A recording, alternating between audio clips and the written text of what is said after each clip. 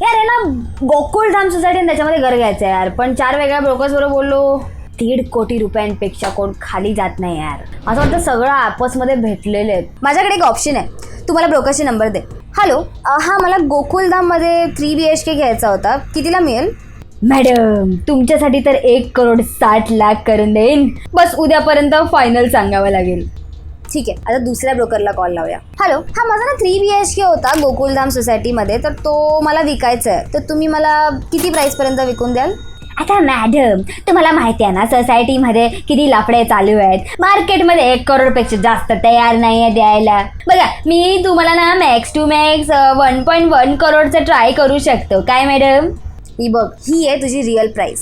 So as a thumb rule, जर buying आणि selling प्राइसमध्ये brokers 5% जास्तचा फरक सांगतायत, सो ते ब्रोकर्स तुम्हाला चुकीची इन्फॉर्मेशन देत आहेत. सो जर व्हिडिओ आवडली असेल तर प्लीज डू शेअर इट.